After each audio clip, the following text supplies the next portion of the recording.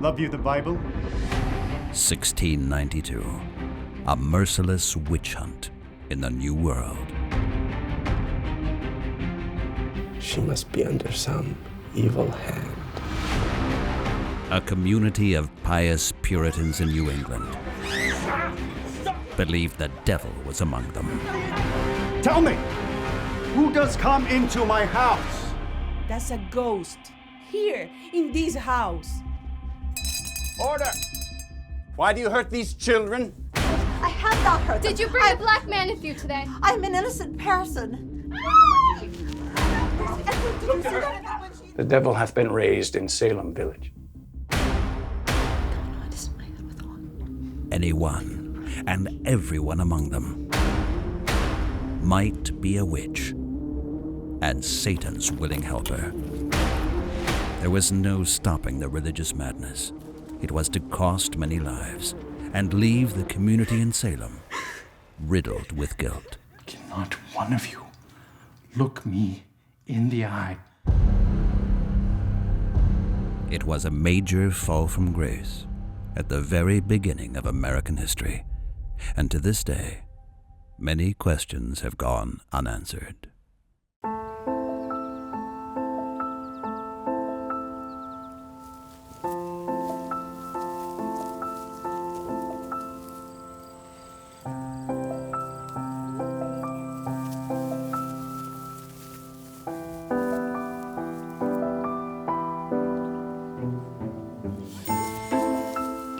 These girls are the grandchildren of the Pilgrim Fathers, who in the first half of the 17th century set sail from England and Holland for the east coast of America. Free of persecution, they wanted to live out their ideal of a devout Christian community. The dogs delight to bark and bite, for God hath made them so. Let bears and lions growl and fight, for 'tis their nature too. But children, you should never let such angry passions rise. Your little hands were never made to tear each other's eyes. Samuel Parris' daughters and nieces were among them. Parris was the leading minister in Salem, New England. What would today be considered an innocent game by children was a shameful lapse for these strictly devout Puritans. All people are deeply sinful, even the children, and forever tempted by the devil.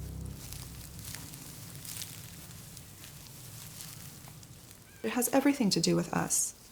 You know, we still live in a moment where we are afraid of people we don't understand. And I think that's one reason why it's important to keep talking about Salem, why it's important that we don't let it be consigned to the past. There's probably a theory for every day of the year as to what happened because of that, because people have been wondering for over 300 years what happened. It's not fun and games. It's not trick-or-treat and Halloween, which is all very well by itself, but it's a serious lesson to learn from it. Salem is on the edge of the English Crown Colony. It is threatened to the north by the French, who have Native American tribes on their side. Together, they attack the outlying settlements and slaughter the inhabitants. Any survivors flee southwards to Salem. In the eyes of the devout Puritans, the French and the Native Americans are one and the same, the boogeyman, the devil incarnate, who lurks in the woods.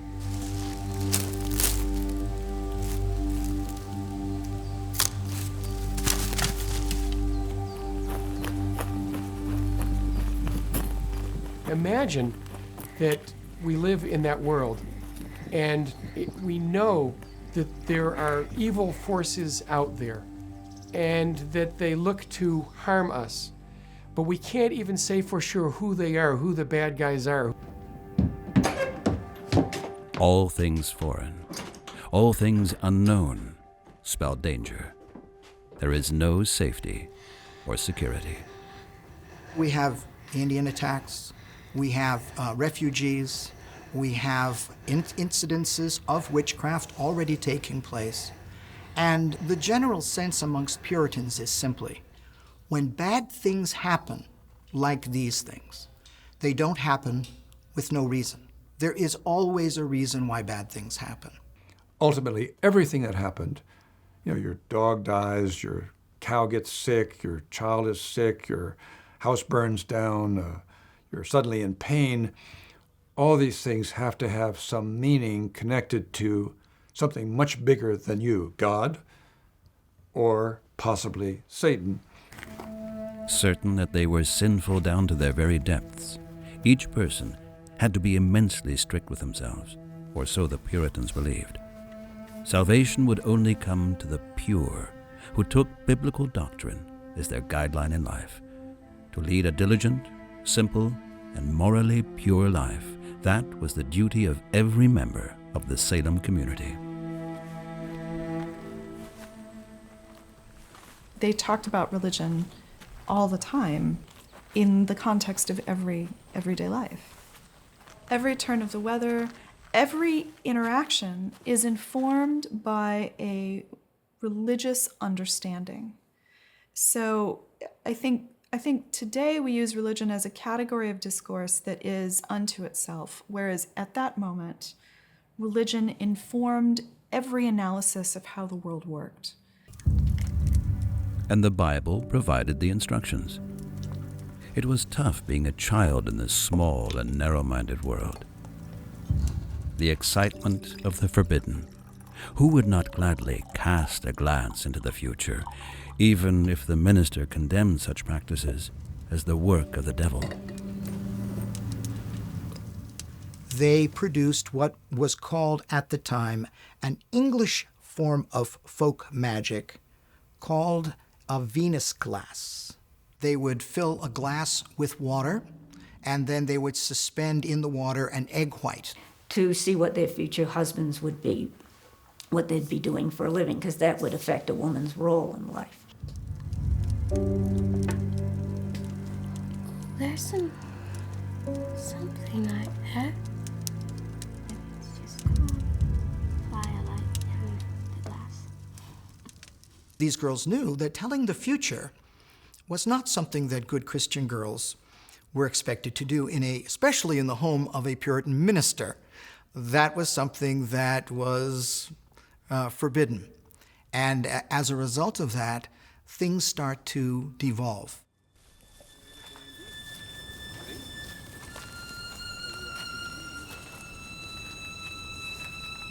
The New England Puritans' entire lives amounted to one prolonged religious service. It was religion that structured communal life. Joy and any sensory pleasure was considered satanic temptation. So there's no absolution in the Puritan system and no system of confession. And what this does is to make it an internal process. It's inside you. This is what the minister is saying in his sermons. Look inside yourself, and you're going to find unrepented sin. That's the downside of the Puritan system. So much emphasis on sin, so much emphasis on understanding, looking inside yourself, but no real outlet for all the turmoil that creates, that causes. Everybody had to answer personally and directly to God. They were left alone with whatever tormented them. Our Father, who art in heaven, hallowed be thy name. Repressed passions, anything ugly or dirty, came under the same injunction. For thine is the kingdom, and the power, and the glory, forever and ever. Amen. Had God forsaken Salem? Something, don't let it throw into the fire! Oh Lord, heaven, take Satan from this child! Do not! What do you see? Child, stop thy mouth! Stop thy mouth! A timeline of the Salem witchcraft trials must begin in very early 1692. That's really where things begin to get out of hand. The girls in Reverend Parris's home begin to act strangely. I cannot hold her! is no one at the window. Do you see it? God is angry and Satan is coming and he's going to destroy us. And these little girls are terrified. And under the circumstances, I think they probably converted their mental anguish gets converted to physical symptoms. And this is not fakery. What do you see? Who is it? God! Or the woman. No! They're very often called the afflicted children or the afflicted girls. And the word afflicted simply means that they were experiencing the oppression, the presence of evil forces. They did not want to listen to prayers being said. They did not want to listen to the Bible being read. They were acting in such an aberrant way that Reverend Paris, as you would expect, brought in the local physician, I believe it was Dr. William Griggs, and asked him to see if these girls had some type of malady. Were they sick? Was there something physically wrong with them?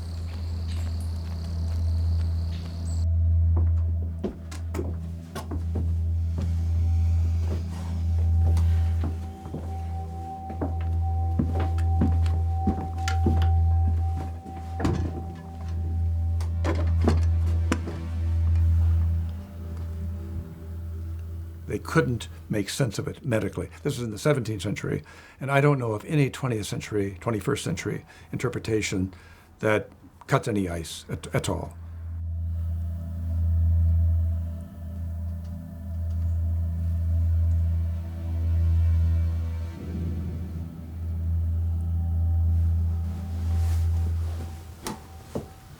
In the 1970s, there was a popular theory that people bring up to me all the time still, which was about ergotism.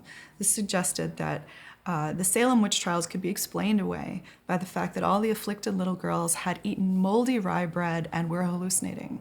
And that took off because it was a natural form of LSD, and LSD was a new thing in the news then.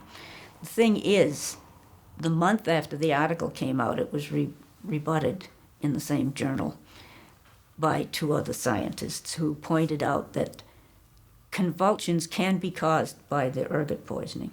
It sounds wonderful, but it doesn't work on so many ways. It's like medicine today, you know, just take a pill and I'll feel better. People like that kind of solution. It doesn't work for Salem. Is it possible that one or two people had some of those kinds of symptoms? Yes, but that doesn't explain why you have, you know, dozens of people accusing people of being witches throughout the region, you know. So, you know, there is no single explanation, I'm afraid to say. It's more complicated than that.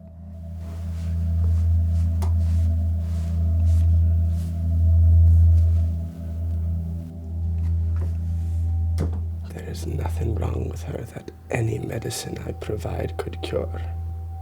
Indeed, she must be under some evil hand, causing all this pain, for all this affliction. The really sad thing to me in Salem is that there were so many sort of like tipping points where things changed with so many people. Suppose if Reverend Paris had decided that, no, I'm not sure the doctor's right. I don't think these girls are afflicted. I think they just have some other illness, right? So when Reverend Paris determines that they're witches. I actually feel quite sorry for her, because imagine what it's like to be an 11-year-old girl who is working all the time. And then for the first time in your life, all these big, important people, these people you've had to obey, they're all paying attention to you now. Here you have this great inversion in Salem where these young girls who were at the margins of society normally have taken center stage. White magic was supposed to counteract the devil's designs. A neighbor of Reverend Paris persuaded his house slave Tituba to bake a magic cake. The most important ingredient, the girl's urine.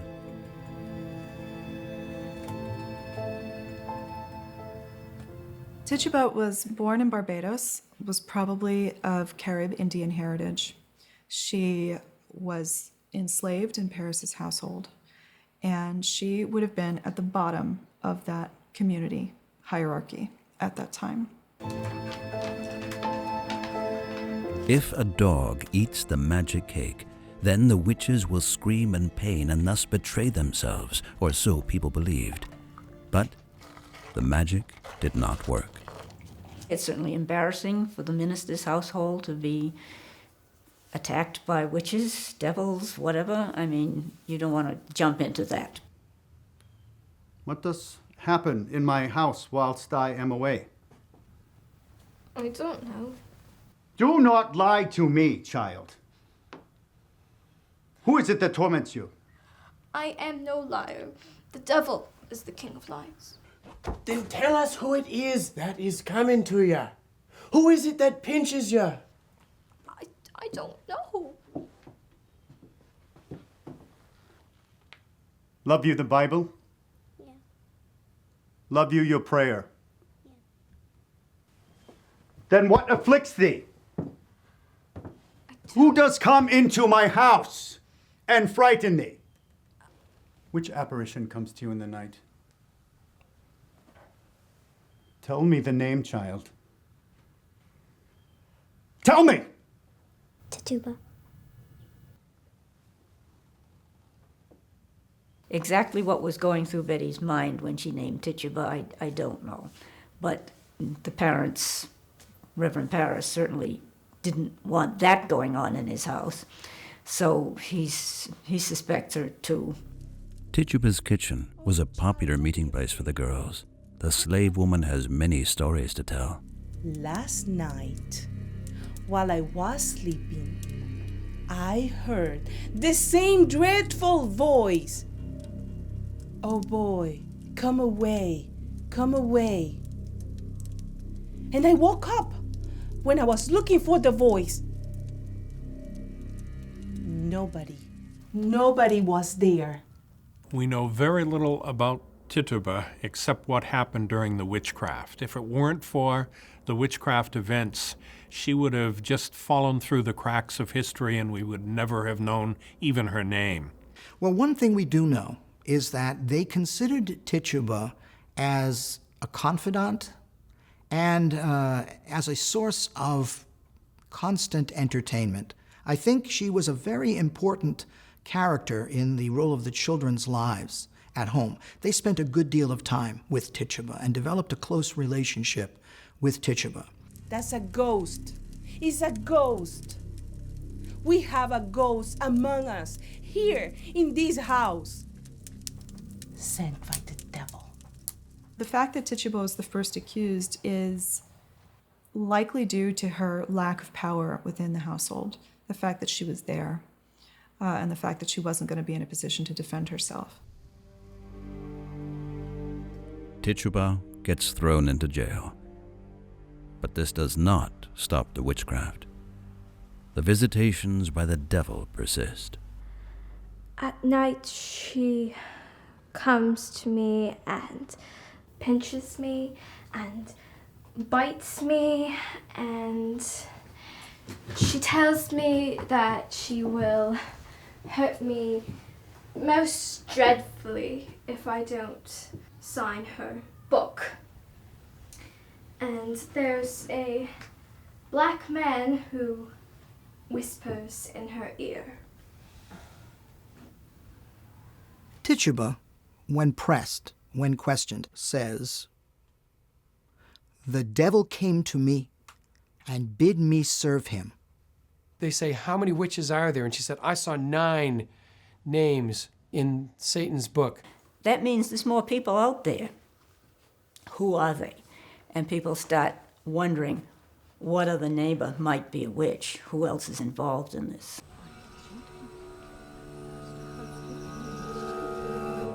What do you think about that? I don't know. There could be witches. They say that there's these witches in Salem. I don't believe it. Does she have a familiar too? I don't see these things out loud. So why not? The problem with Salem Village is it is a town that is torn. It is a town at odds with itself. There are groups of people on 2 different sides of the community, basically at war with themselves. Well, imagine if you switch the word witch and terrorist. And I think you understand a bit the lesson of Salem, that in fact, we don't really know who the evil people are. And it's very hard for us to determine that today. They're very real. Witches were real in 1692. They could harm people. Just like today, terrorists are very real, but we're never quite sure who they are. They could be anybody. You know, it could be a neighbor or a relative who's a witch or is a terrorist.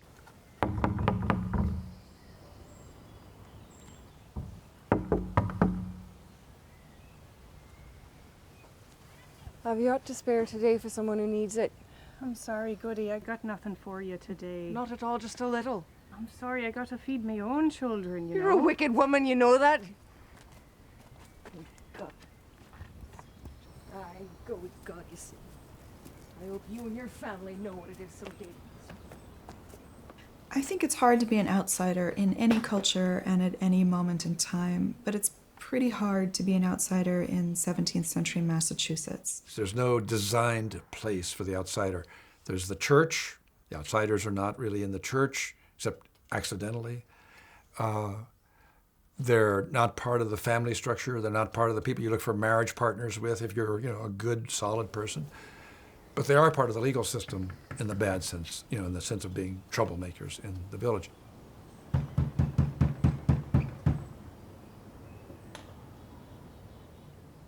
Well, imagine if someone like Sarah Good came to my door.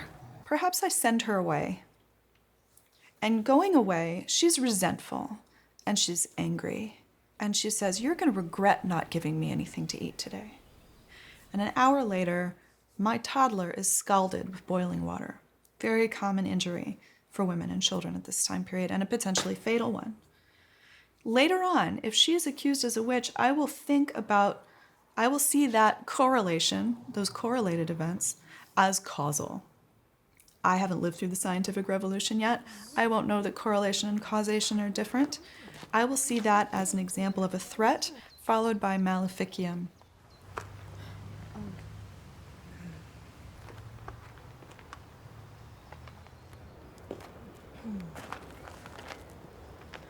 When the witch hunt begins, the outsiders are very, very vulnerable, extremely vulnerable to being accused of. That category of outsider mutates, just like that, into the category of witch. What people thought a witch was somebody who was acting purposefully with the devil. But not only people on the margins of society can be suspect. Satan is abysmally evil, a clever and ingenious seducer who seeks to bring about the downfall of the pious. Could it be that his disciples have adopted as their disguise the semblance of great righteousness? That was the bizarre logic of the time. The circle of those under suspicion grows. Even reputable members of the community now get suspected. Distrust, fear, and hatred do the rounds. The devil can be happy, that's for sure. The most important thing, however, happened when a covenant member of the church was accused of witchcraft. And Rebecca Nurse is a full member of the Salem town church. She's got a good reputation. She has a very supportive family, but she's accused too.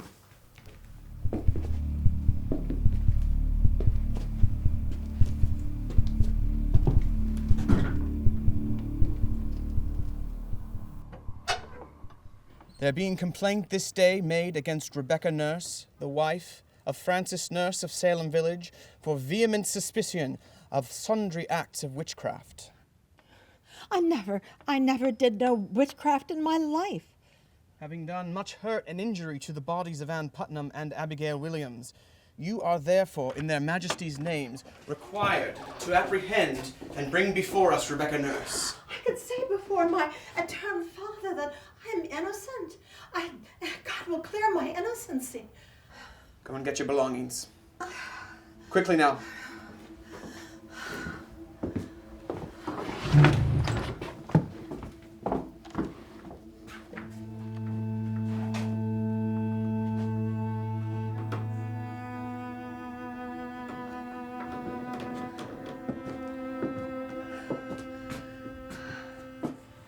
Everyone's very surprised when she's accused, and actually there's a list of people who sign their names saying that they know Rebecca Nurse's character and that this cannot possibly be correct, but it's not enough to save her. Rebecca Nurse is not allowed much in her jail cell. A Bible to give her consolation.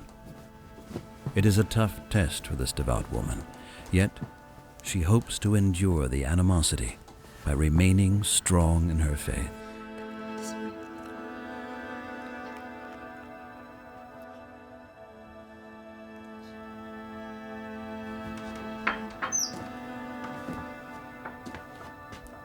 Come along, goody nurse. Come along. Up you go.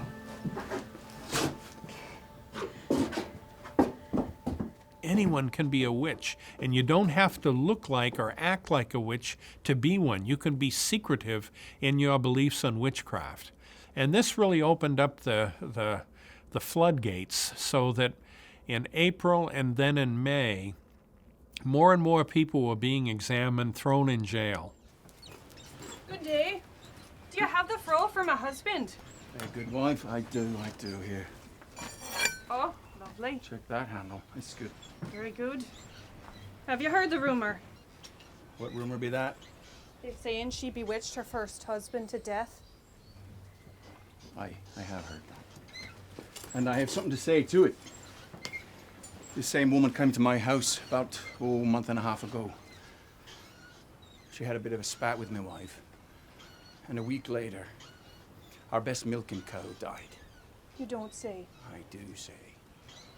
'Tis a pity. Something triggers this feeling of guilt inside people, this feeling of unresolved sin.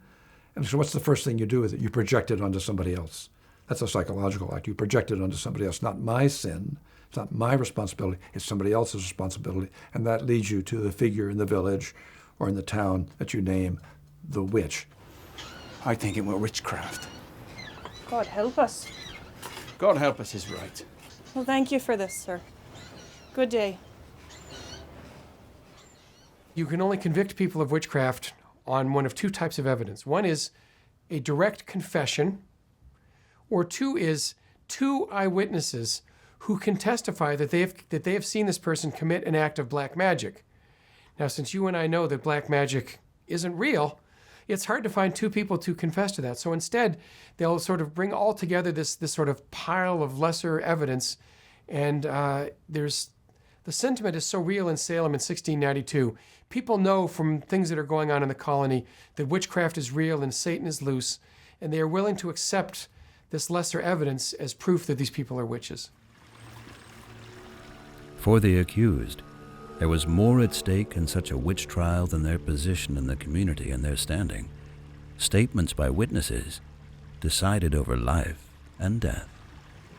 Basically, what they were giving in the way of testimony was called spectral evidence. Spectral evidence is evidence that is given about an affliction that you are experiencing, but from a force that no one can see. And in fact, sometimes only the individual who is being afflicted actually claims to see the individual or the spirit that is harming them.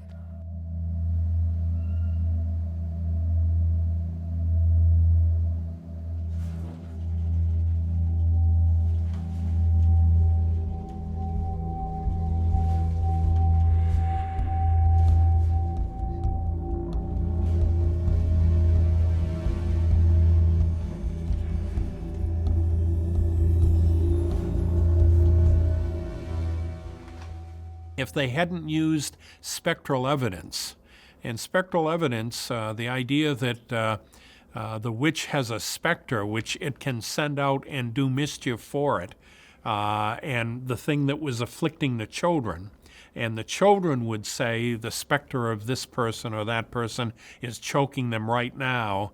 No one else can see it, only the children can. If the Chief Justice William Stoughton had said, I'm not going to accept that evidence because two people cannot confirm it. It's only something that an accuser says. That would have ripped the guts out of the witchcraft accusations. the Salem episode was not carefully handled. And I have to say that procedurally, there were some things done which compromised the real sense of fairness and the sense of justice being carried on here. It became a form of entertainment. Order! What evil spirit have you familiarity with? None. What contract have you made with the devil? I never saw the devil in my life. Why do you hurt these children? I have not hurt them. Did you bring a black man with you today? I'm an innocent person. Who do you employ to hurt these children? I employ nobody. Did you not bid me tempt God and die? Child, no, never. They say it is your spectre that comes to them, torments them, tempts them to write in the book. What book do you tempt them with? There is no book. I'm clear. Have you written the book clear. yourself? No, no. If not, tell me how far you have gone in this. Have you not to do with familiar spirits? I have no familiar spirits. What they did was they had these pre-trial examinations public. They invited anyone who wanted to come and observe to come and observe. The magistrates would have the testimony taken down and then determine whether or not they would keep the person. Sometimes they would do little tests. All right, if you're innocent, recite the Lord's Prayer.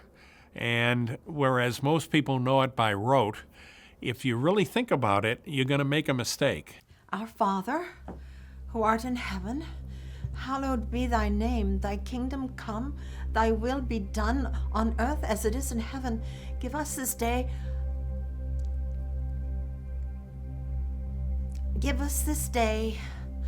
our daily bread, and forgive us our trespasses as we forgive those who trespass against us. And lead us not into temptation, but deliver us from evil. For thine is the kingdom and the power and the glory forever. Amen. Goody, why were you caused to forget our daily bread? I am but an old sacrament woman. of daily bread. And I am afeard. I'm afeard of this proceeding. We shall ask that you be removed and searched again as well for unnatural excrescences of flesh upon your body that shall go far in showing that you are in league with the devil. They were determined to clean up this mess, to use a contemporary expression. They were going to clean this mess up. And as soon as they made the decision to believe the young girls were credible witnesses, God controls all things. It is not my doing. Look to her. When she invokes God's name. Goody, is this your doing? Who torments you? What torments you? Was it the man in black? No, it was she. Her. The black dog sees me, dragged me through the fire. She's a She sent it to you. Is it her familiar? I saw her in the assembly. No. This woman, constable, this woman sees this. Are you certain? Hold on. The girls who were afflicted were so real in their accusations and in their fits that many family members would go, well, you must be guilty because these children say you are. They've seen you do these things, and look what's happening to them. So every institution had failed them. What really made the Salem witchcraft trials outrageous and terribly harmful was the willingness on the part of the court to accept testimony that was very flimsy and to put the lives of human beings at risk by accepting that flimsy testimony. ultimately, of course, it's the authorities, the judges in the witch hunting trials, who betrayed the society because they refused to listen to the voice of reason of any kind. We must command that this woman be removed and searched for witches' marks on her body. Constable, midwife.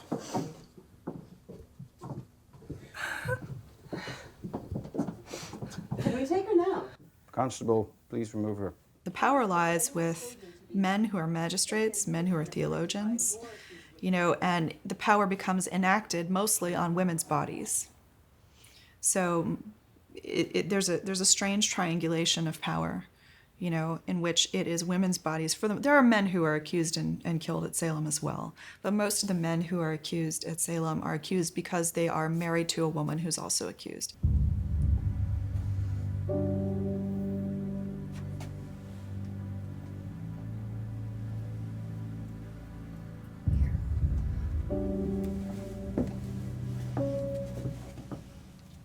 Women would be examined by a committee of women for any marks or blemishes called a witch's mark or a witch's teat.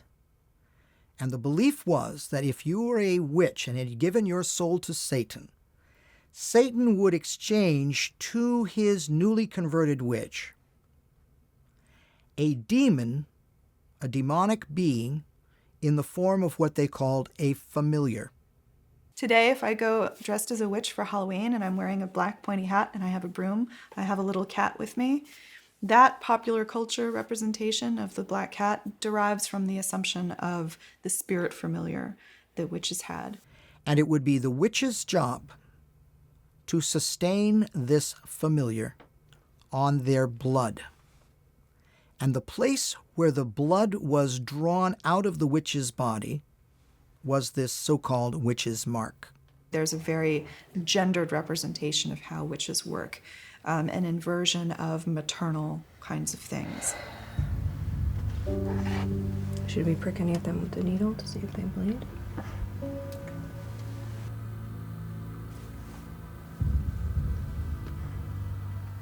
Nothing at all? No. Nothing. She did not seem to feel any pain. No. Pins were used, and they would pierce these protuberances of the skin to see if they were natural or unnatural. If no pain was felt or if no blood was drawn, that was considered not natural. It was unnatural. They were trapped in the morass of different kinds of evidence and unable to sort out different kinds of evidence at all. They pleaded, they put huge pressure on people to confess. And they began the trials in early June. And at the same time the trials were taking place, you still had more people accused of witchcraft. It had become really a wildfire. The devil hath been raised in Salem village. Yeah, it's very important to point out that the court that Phipps establishes, the Court of Oyer and Terminer, is a civil court, and they are prosecuting the witches under the criminal code of the colony. The first convictions are made swiftly. She could be most valuable. Have you a will to engage with the devil? No. Massachusetts does not have a religious court. They are prosecuted not under religious laws.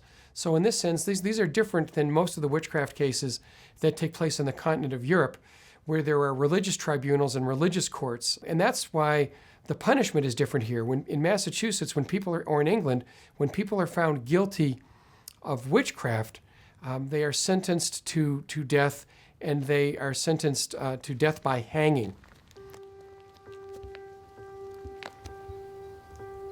On July the 19th, 1692, Rebecca Nurse and 4 other women were hanged. All the victims protested their innocence right through to the end. None had confessed, as then these women would have had to incriminate other members of the community.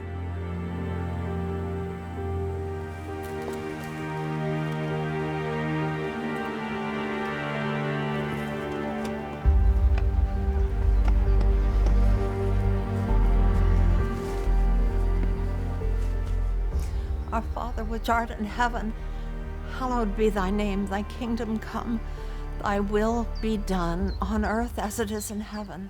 Those people who were hanged were not sinners and they weren't saints. They were just average people. Some of them were not very nice people. Others seemed to be almost of an unblemished character.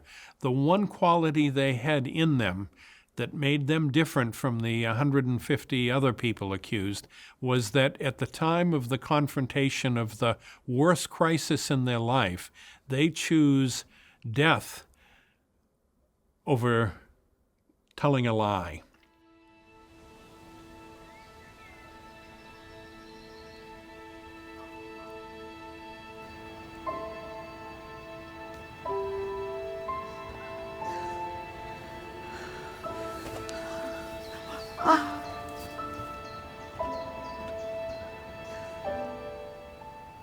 The most horrible thing about Salem that makes it so distinct and so sad is that all people who were tried pled not guilty. They were all found guilty and sentenced to death. They would stand on one of the rungs of the ladder, a noose would be put around their neck, and then the term was the executioner would turn them off the ladder, physically taking their feet and just shoving them off of the ladder, and they would strangle to death.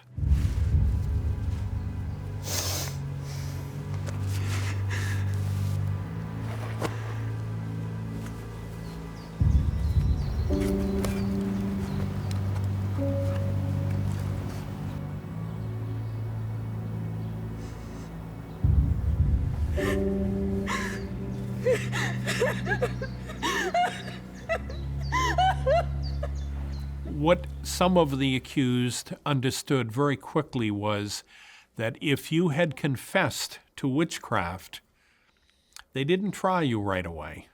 The idea was eventually you would get tried, but the people who were really the dangerous people are the people who we knew kind of were witches, but they hadn't confessed to it. And therefore, they went after them first. So one thing people sometimes say is, well, you know, if everybody who confessed got off, why didn't everybody just confess? Well, a couple of reasons. One, because lying was a mortal sin, and these people actually believed in mortal sin. Why would you live out your life with an assurance of hell after your life was over? And two, because up until this point, there was no guarantee at the beginning of the trial that confession would get you off. That's just how it went in this case, partly because confessed witches could then be pressured to name other confessed witches. After the witch hunt went on for half a year, in winter 1692, the community of the faithful was about to fall apart once and for all. And community was so very important for the Puritans.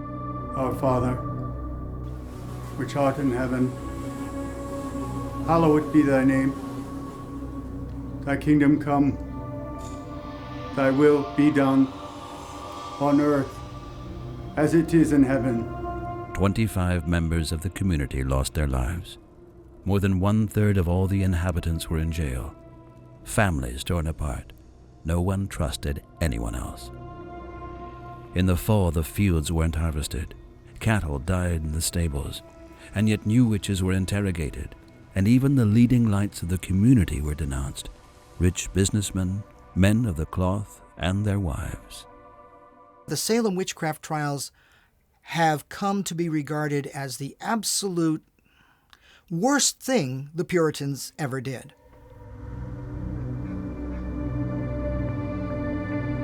The inhabitants of Salem were stuck in a trap of their own making, and which they could no longer escape of their own volition.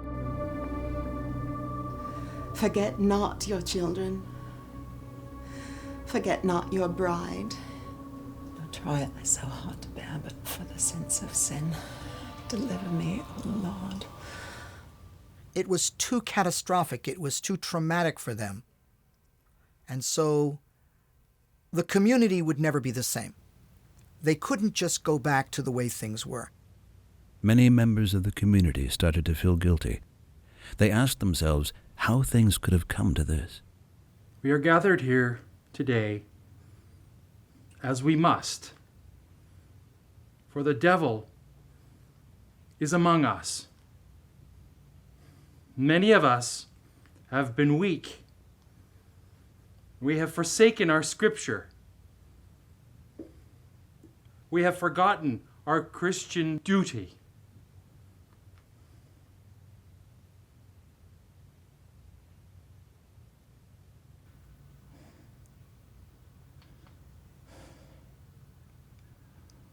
Cannot one of you look me in the eye?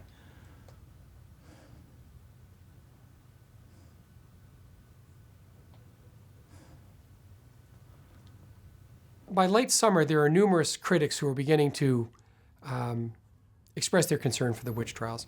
And one of these men is Thomas Brattle, who's one of the leading, he's a merchant, but he's also one of the leading scientific thinkers in Boston in his day. to say, you know, we are not using our common sense here. Spectral evidence should never have been allowed. Thomas Brattle resolutely opposed the hysteria of the witch hunt. He studied mathematics at Harvard and was a member of the Royal Society, and thus of the scientific elite of his day. He and other members argued rationally. Brattle publicly attacked the illogical proof the court passed down, upon which the governor of the Crown Colony dissolved the Salem court. Better that we let 100 witches go free than harm one innocent person. And really the witch trials come to an end when Massachusetts agrees that, yes, witches are probably real, but spectral evidence and the touch test and the evil eye are not acceptable evidence. And that's what Brattle and others are arguing for. And what happened during the witchcraft trials is the people, when they finally discovered what had happened, and that innocent blood had been shed largely as a result of the influence of individuals who thought they were doing God's work, but in fact were causing more of a problem. There was a secularization of society. A new paradigm is set up in Massachusetts Bay Colony. Only Tituba, the slave, had to remain in prison until a new buyer was found for her. If you were to return to Salem Village after the last execution took place, you would wander through a town that had been through probably the greatest crisis any community could possibly have gone through. It must have been a very terrible thing for Salem Village to deal with, and it clearly, we know, it took years, if not decades, for them to heal from those trials, as the community had to really sort of deal with that aftermath where villager turned against villager in the trials. The 550 people who lived here either had someone accused or an accuser within their family, sometimes both. It was a profound, terrible thing that they went through. And yet, miraculously, it would be a town where people would continue to live. In the 21st century, Salem is a prosperous little town near Boston. The witch trials of 1692 are now marketed by the tourism industry. Halloween and the witching capital.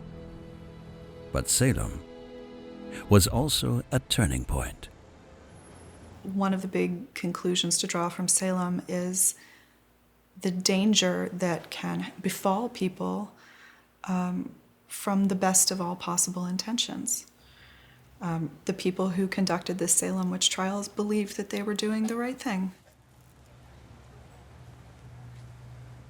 And that rightness resulted in such a grave injustice, I think, is one of the reasons that our culture hasn't been able to let Salem go.